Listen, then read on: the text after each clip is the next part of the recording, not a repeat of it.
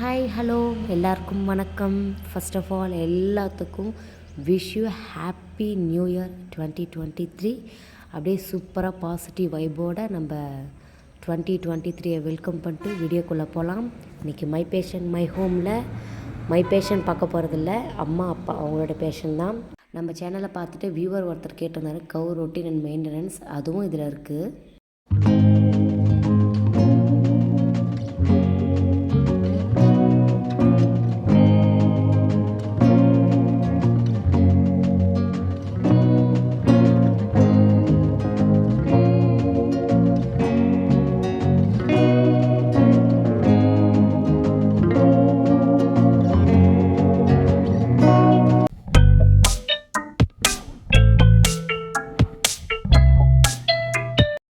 காலையில் மணி 4 போகுது. அம்மா எப்பவுமே 4 மணிக்கெல்லாம் எழுந்திரிச்சிக்குவாங்க. எழுந்து தான் ஆகணும். ரெண்டாவது அவங்க சின்ன வயசுலேருந்து எழுந்து பழக்கம். ஸோ எழுந்து இந்த மார்கழி மாதம் இல்லையா, வாசல்லாம் தெளித்து நல்லா சூப்பராக கோலம் போட்டு பூசணி பூ வச்சு விளக்கேற்றி அப்படி மங்களகரமாக ஸ்டார்ட் பண்ணலாம். அம்மா வீட்டுக்கு இன்றைக்கி போயிருக்கோம் இல்லையா, ஸோ நம்ம தான் கோலம் போட போகிறோம். கோலம் போட்டு பூவெல்லாம் வச்சு அப்படியே சூப்பராக ஸ்டார்ட் பண்ணலாம். ரெண்டாவது அந்த மாடு கட்டியிருக்கிற இடம் தொழுவோம் எல்லாத்தையும் நம்ம நீட்டாக க்ளீன் பண்ணுறத பார்க்க போகிறோம். வாங்க பார்க்கலாம்.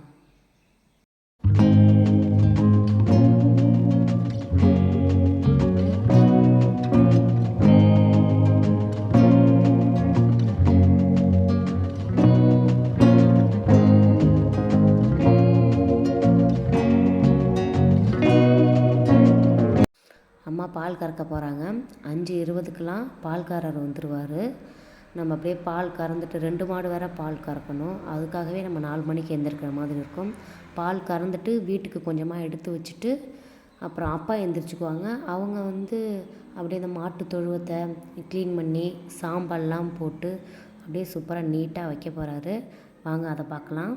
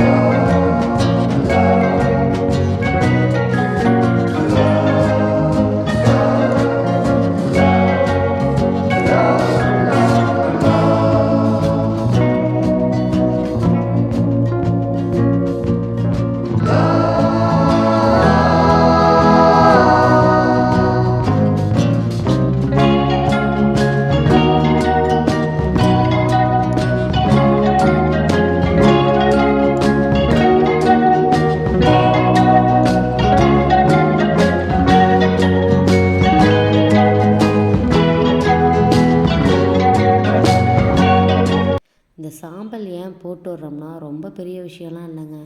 அந்த ஈரம் காயறதுக்கு. ரெண்டாவது கொசு மாட்டு ஈன்னு சொல்லுவாங்க, அது ரொம்ப பெருசாக இருக்கும்.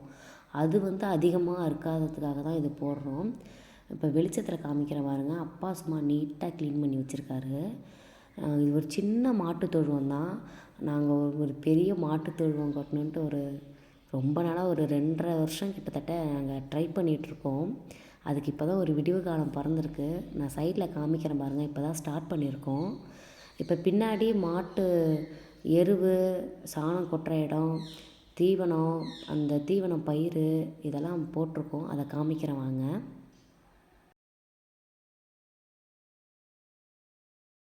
இதான் மாட்டு தீவன பயிர். இது மாட்டுக்கு வந்து ஒரு ரெடிமேட் ஃபுட்டு மாதிரி. எங்கேயாவது நம்ம வெளியே ஃபங்க்ஷனுக்கு போயிட்டோம் அப்படின்னா வந்து இதை நம்ம கட் பண்ணி நம்ம மாட்டுக்கு போட்டுக்கலாம். இது ஃபஸ்ட்டு கட் பண்ணது. அங்கே பேக்கில் இருக்கிறது வந்து இன்னும் கட் பண்ணல. அப்படியே பக்கத்தில் பருத்தி போட்டிருக்கோம். இந்த பருத்தியெல்லாம் எடுத்து காய வைக்கணும். இது மாதிரி சின்ன சின்ன வேலைகள் வந்து டெய்லி ஏதாவது ஒவ்வொரு ஒர்க் ஒரு நாளைக்கு பார்த்துக்கிட்டு இருப்பாங்க. இது வந்து சோளக்காடு. இந்த சோளக்காட்டில் வந்து இந்த பில்லு இருக்குது பார்த்தீங்களா, இது வந்து அம்மா மாட்டுக்கு வந்து அறுத்துக்கிட்டு போய் போடுவாங்க. பக்கத்தில் வந்து அப்பா காட்டில் வந்து சோளம்லாம் அறுவடை பண்ணி எடுத்து இப்போ உளுந்தும் கொத்தமல்லியும் பாதி உளுந்து பாதி கொத்தமல்லி அது மாதிரி போட்டிருக்காங்க. நம்ம கொஞ்சமாக சாம்பாருக்கு பறிக்கலான்ட்டு வந்திருந்தேன்.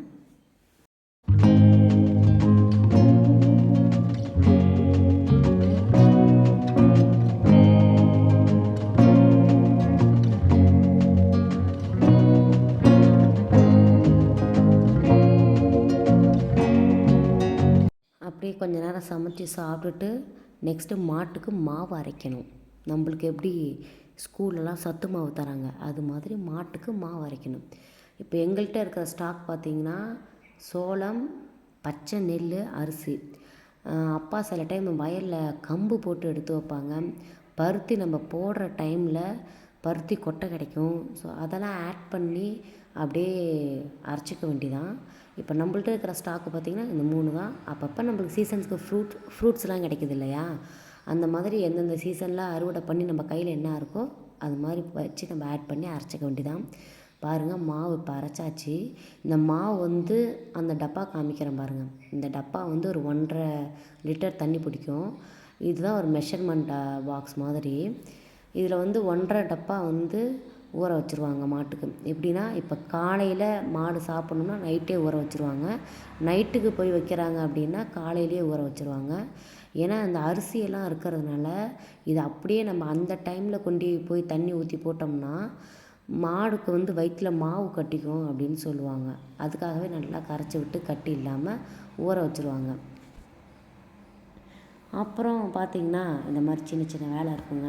இதெல்லாம் முடிச்சுட்டு ஒரு 10 மணிலேருந்து 11 மணிக்குள்ளே மாட்டுக்கு வந்து அந்த சின்ன சோளம் இருக்குல்ல, அந்த தீவன பயிர் அது வந்து காடுகளில் ஓரங்களில் விரைச்சிருப்பாங்க.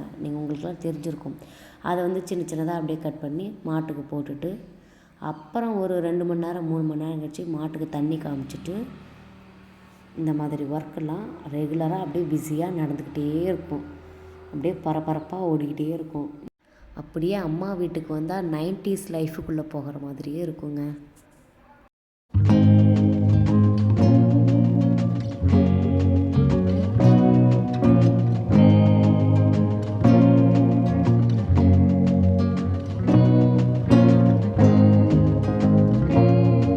நான் சொன்னேன் இல்லையா, கொஞ்சம் பெரிய மாட்டு தொழுவம் கட்ட போகிறோன்னு சைட்லேயே பக்கத்தில் ஆரம்பிச்சிருக்கோம். இதுவே எங்கள் அண்ணனோட ப்ரெஷரால் தான் அப்பா ஸ்டார்ட் பண்ண ஆரம்பித்தாங்க. ஏன்னா அண்ணனுக்கு வந்து அந்த மாடு அப்படிங்கிற ஒரு விஷயம் வந்து ரொம்ப இஷ்டம், ரொம்ப இன்ட்ரெஸ்ட்டும் கூட. ஸோ அப்போ அவங்களோட ப்ரெஷரால் தான் அப்பா ஸ்டார்ட் பண்ண ஆரம்பிச்சிருக்காங்க.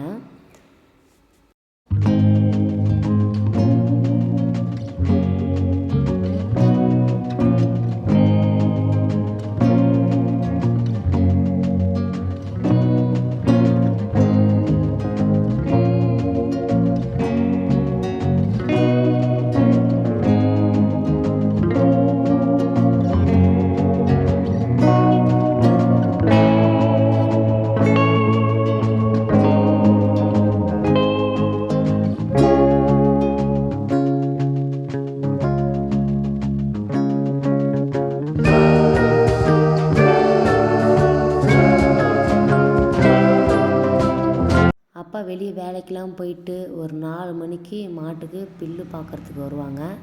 இது வந்து ரோட் சைடு பைக் இருக்கிறதுனால ரோட் சைடு வந்து அங்கே இருக்கிற காட்டில் புல்லு பார்த்துக்கிட்டு மாட்டுக்கு எடுத்துகிட்டு போவாங்க. அம்மா வந்து நான் பின்னாடி காமிச்சேன் இல்லையா, அந்த காட்டில் புல்லு பார்த்து எடுத்துகிட்டு போவாங்க. நீங்கள் கேட்கலாம், ஏன் மாட்டை வந்து மேய்ச்சலுக்கு அனுப்பலை அப்படின்னு.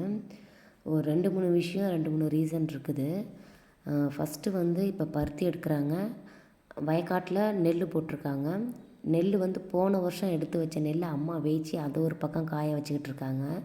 ஸோ இந்த மாதிரி இருக்கிறதுனால மாடு வந்து பக்கத்துலேருந்து ஒரு ஆள் மேய்க்கணும். அது ரெண்டாவது வந்து இங்கே பக்கத்தில் ஏரியில் தான் மாடு மேயும். இப்போ மழை பெஞ்சதுனால அந்த ஏரி ஃபுல்லாக வந்து தண்ணியாக இருக்குது. பக்கத்தில் இருந்து மேய்ச்சா நம்ம வந்து பார்த்துக்கிட்டு வீட்டுக்கு மாட்டை ஓட்டிகிட்டு வந்துடலாம். ஆள் இல்லாமல் நம்ம மேய்ச்சலுக்கு அனுப்புனோம்னா அது வந்து உலையில மாட்டிக்கும். ஸோ அந்த பயத்தினால வந்து மேய்ச்சலுக்கு அனுப்பலை. அதனால் வீட்டிலே இது மாதிரி பிள்ளை பாத்திரம் வந்து கட் பண்ணி போட்டுட்ருக்காங்க. காடுலாம் ஓரளவுக்கு அறுவடை ஆகிடுச்சுன்னா நம்ம மாட்டை வந்து மேய்ச்சலுக்கு அனுப்பலாம். இப்போது நம்ம காட்டுக்கு போனதுனால நம்மள்ட்ட ஒரு கட்டு புல்லு அப்பா எடுத்து வச்சிட்ருக்காரு. அடுத்து அப்பா ஒரு பேட்ச் எடுத்துகிட்டு வருவாங்க. இது மாதிரி வந்து ஸ்டாக்கில் இருக்கும் மாட்டுக்கு வந்து நைட்டு போடுறதுக்கு. அம்மா வந்து வெள்ளிக்கிழமை செவ்வாய்க்கிழமை மாட்டுக்கு வந்து எப்போவுமே சுற்றி போடுவாங்க. இது வந்து சாயங்காலமும் ஒரு டைம் வந்து பால் கறக்கிற வேலை இருக்குது. அப்பயும் பால் கறந்துட்டு குச்சி தீவனம் சொல்ல மறந்துட்டேன். அந்த குச்சி தீவனம் வந்து அப்படியே வர இதாகவே தண்ணி ஊற்றாமல் மாட்டுக்கு வந்து அந்த பாக்ஸு காமிச்சல அந்த பாக்ஸில் வந்து ஒவ்வொரு பாக்ஸு மாட்டுக்கு வைப்பாங்க. கன்றுக்குட்டிக்கு அது மாதிரியே ஒவ்வொரு இது வைப்பாங்க பாக்ஸு.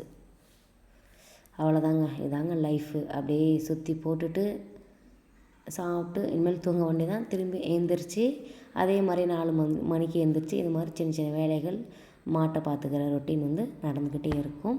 வீடியோ பிடிச்சிருந்தா லைக் பண்ணுங்கள். தேங்க்யூ. வீடியோ எடுக்கும் போது சின்ன சின்ன சேட்டைகள் இருந்துச்சு, அதான் இது.